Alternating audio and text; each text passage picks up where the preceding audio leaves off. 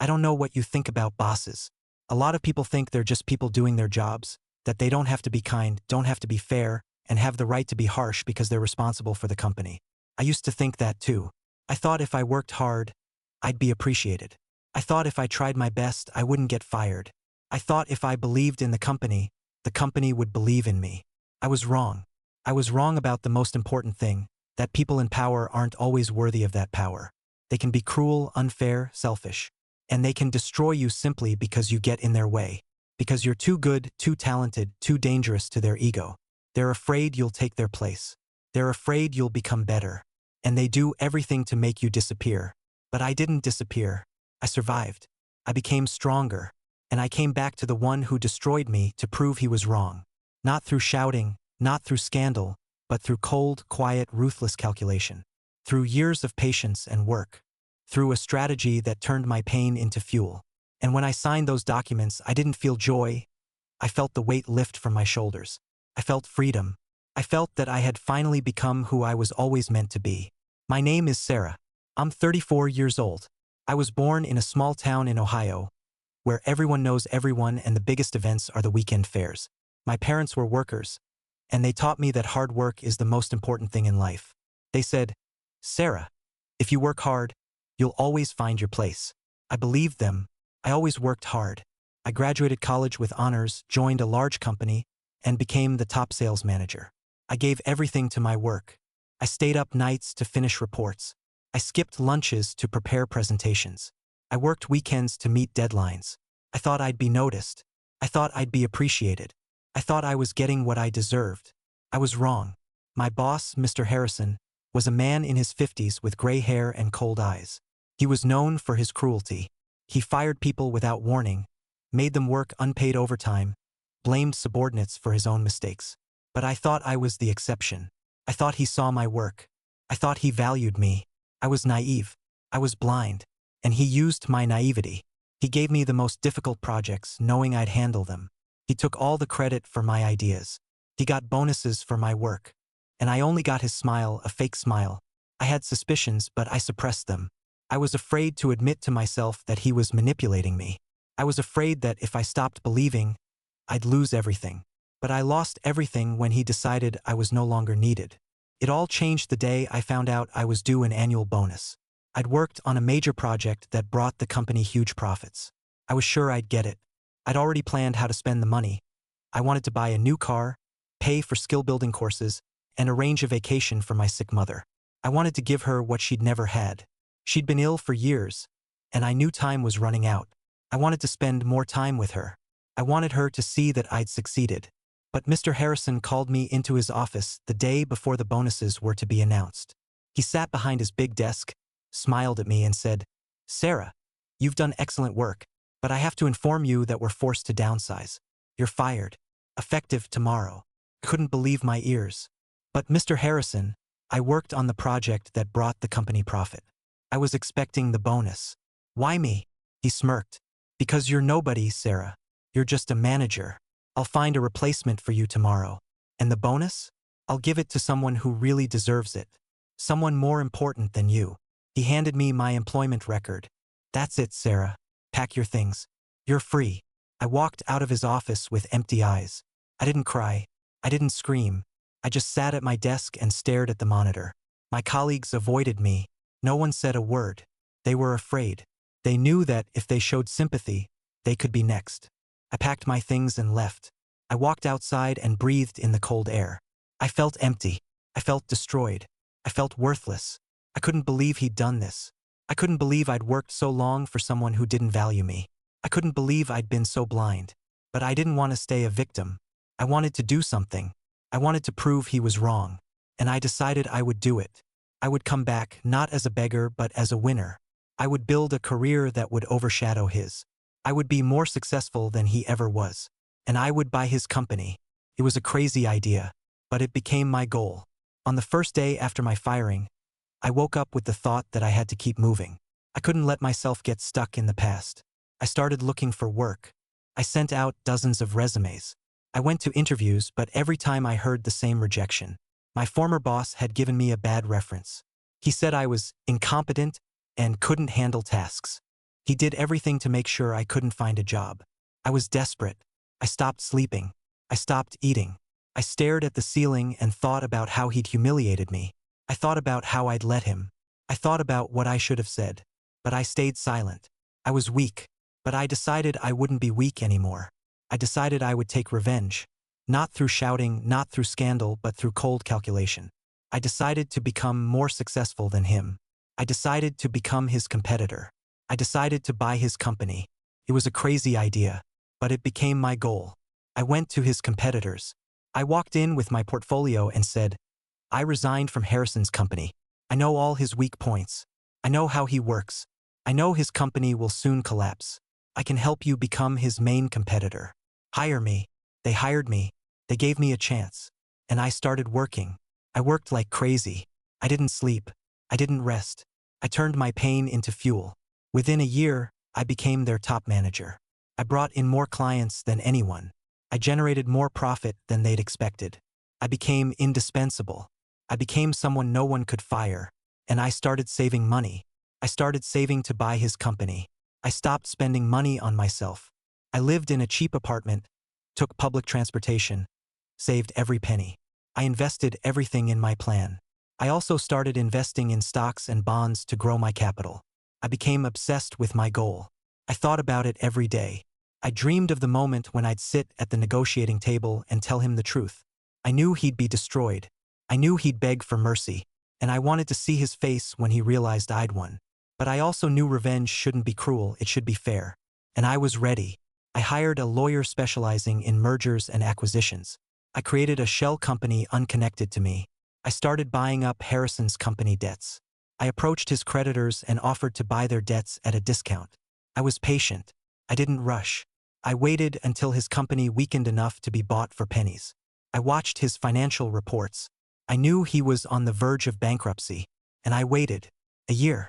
I waited an entire year before making my move.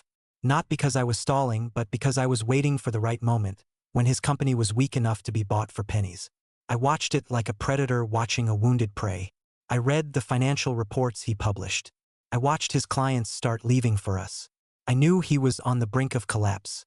And I knew my time had come. I made him an offer he couldn't refuse. A price below market value, but enough to cover his debts. He agreed. He thought it was some investor from overseas. He had no idea who I was. He had no idea I was the worthless manager he'd fired. He was so naive. He was so blind. He couldn't imagine that I was behind his downfall. The day of the deal came on a Friday. I dressed in a strict navy blue suit. I didn't want to look flashy. I wanted to look like a professional investor here to collect what was mine. I arrived at the office where I once worked. Everything was the same walls, the same desks, the same faces I recognized. But now I was the owner. I walked into the conference room where he and his lawyers were waiting. He didn't recognize me. He looked at me as if I were a stranger. He extended his hand and said, "Hello, I'm Mr. Harrison. Pleased to meet you."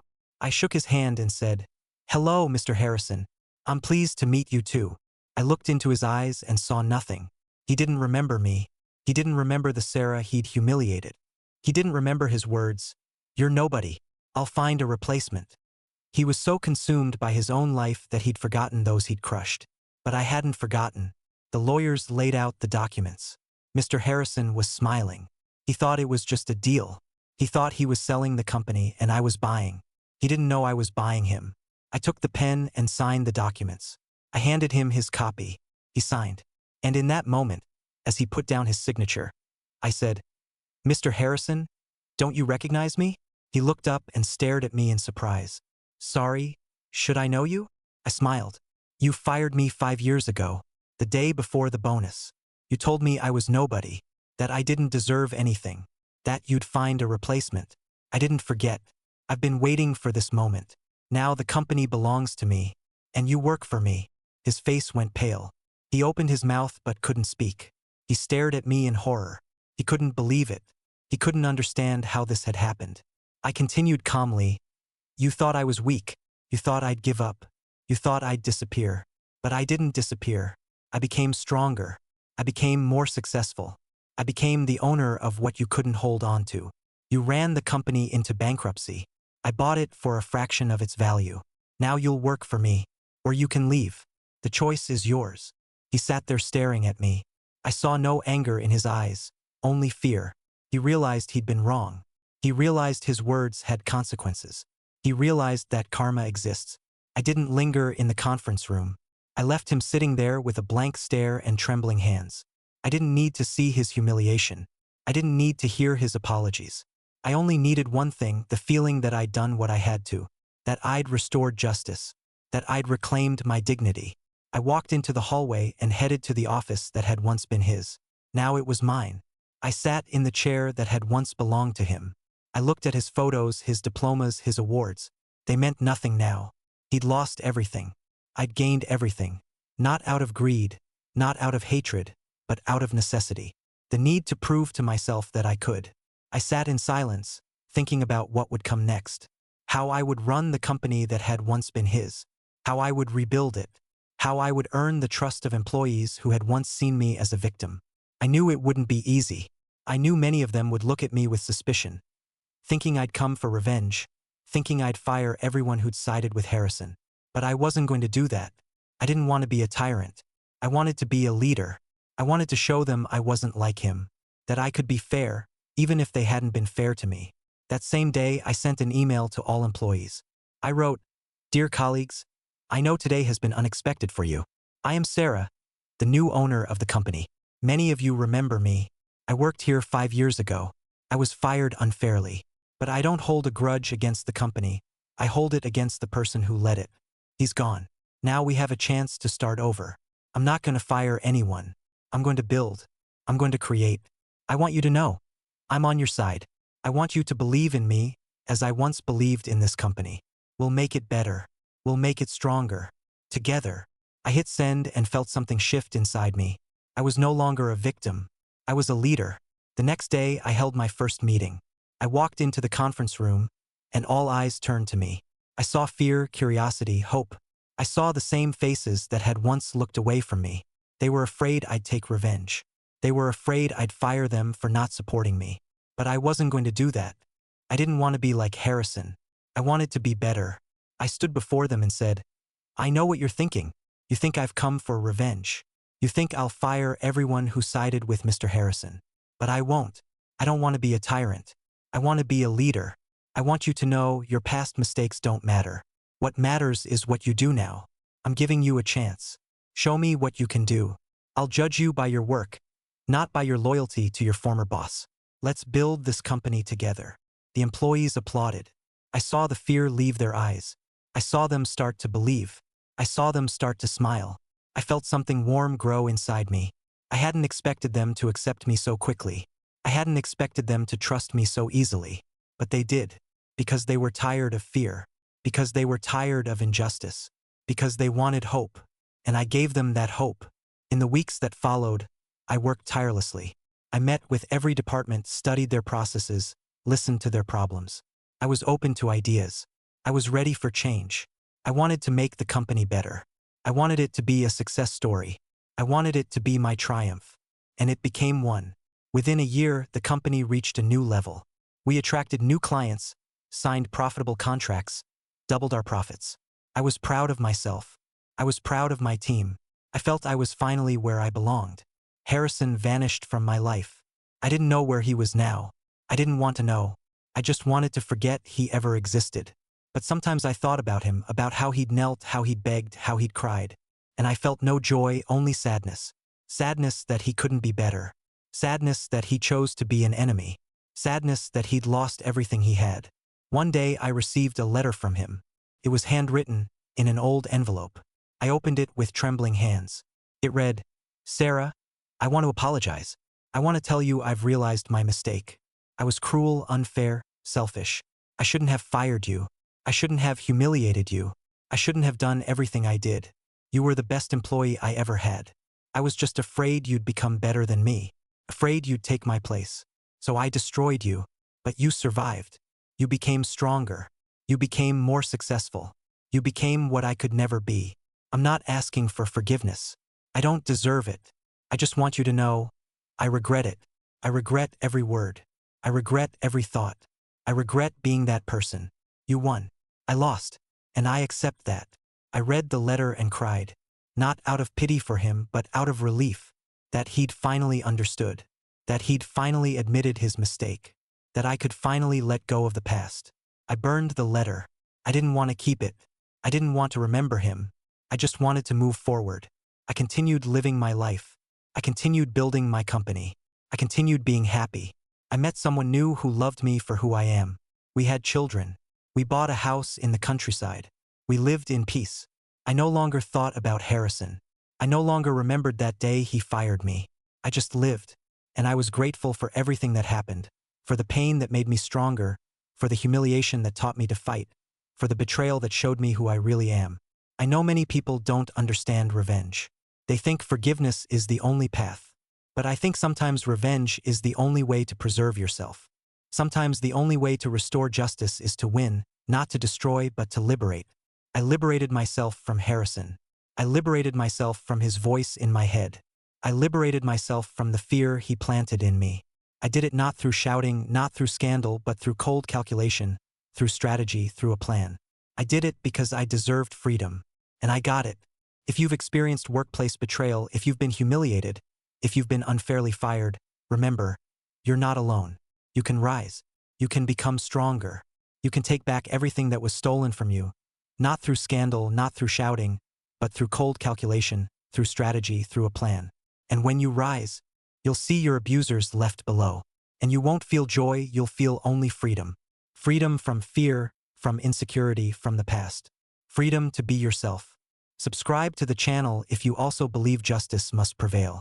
Share in the comments how you've dealt with workplace injustice. It would mean a lot to know I'm not alone. Hit like if my story resonated with you.